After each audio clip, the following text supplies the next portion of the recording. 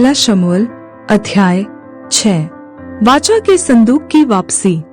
यहोवा का संदूक पलिश्तियों के देश में 7 महीने तक रहा।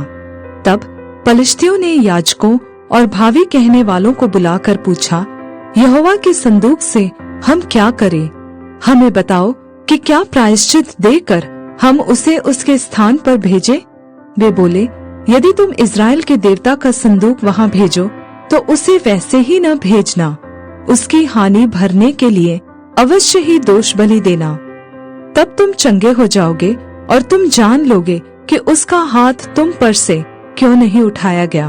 उन्होंने पूछा, हम उसकी हानि भरने के लिए कौन सा दोष बलि दे? वे बोले, पलिश्ती सरदारों की गिनती के अनुसार सोने की 5 गिलटियां और सोने के 5 चूहे, क्योंकि तुम सब और तुम्हारे सरदार दोनों एक ही रोग से ग्रसित हो। तो तुम अपनी गिलटियों और अपने देश के नष्ट करने वाले चूहों की भी मूर्तें बनाकर इज़राइल के देवता की महिमा मानो। संभव है वह अपना हाथ तुम पर से और तुम्हारे देवताओं और देश पर से उठा ले। तुम अपने मन क्यों ऐसे हटीले करते हो, जैसे मिस्रियों और फिरौन ने अपने मन हटीले कर दिए थे?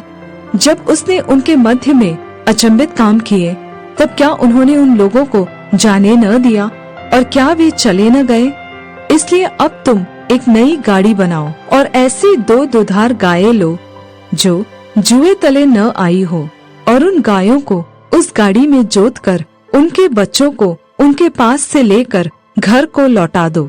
तब यहोवा का संदूक लेकर उस गाड़ी पर रख दो, और सोने की जो वस्तुएं तुम उसकी हानि भरने के लिए दोषबलि की रीति से दोगे, उन्हें दूसरे संदूक में रख के उसके पास रख दो। फिर उसे रवाना कर दो कि चली जाए, और देखते रहना, यदि वह अपने देश के मार्ग से होकर बेतशेमेश को चले तो जानो कि हमारी यह बड़ी हानि उसी की ओर से हुई, और यदि नहीं तो हमको निश्चय होगा कि यह मार हम पर उसकी ओर से नहीं परंतु संयोग ही से हुई।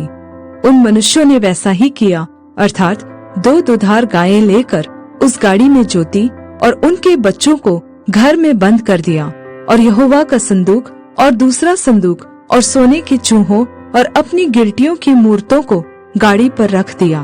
तब गायों ने बेतशेमेश का सीधा मार्ग लिया। वे सड़क ही सड़क रंभाती हुई चली गई, और न दाहिने मुड़ी और न बाएं। और पलिश्तियों के सरदार उनके पीछे पीछे बेतशेमेश की सीमा तक गए, और बेतशेमेश के लोग तराई में गेहूं काट रहे थे।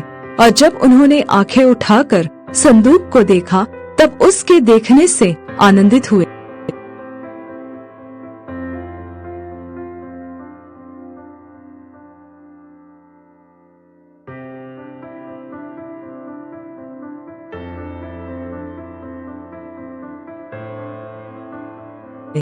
गाड़ी यहोशू नामक एक बेतशेमेशी के खेत में जाकर वहां ठहर गई, जहां एक बड़ा पत्थर था।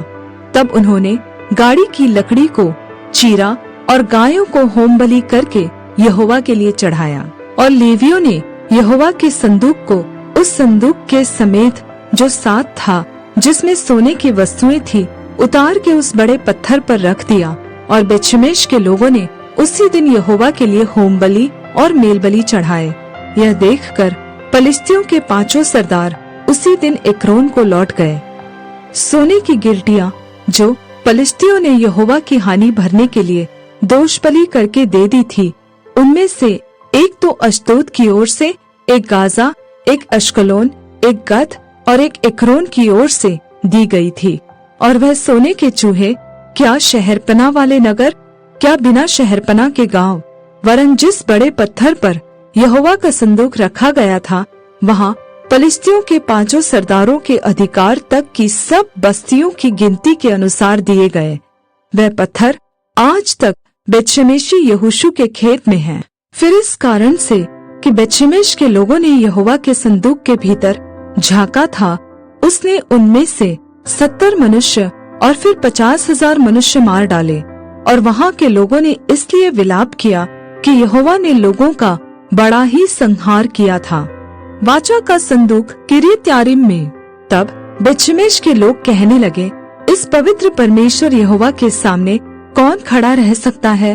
और वह हमारे पास से किसके पास चला जाए। तब उन्होंने किर्यत्यारीम के निवासियों के पास यह कहने को दूत भेजे, पलिश्तियों ने यहोवा का संदूक लौटा दिया है, इसलिए तुम आकर उसे अपने यहाँ ले जाओ।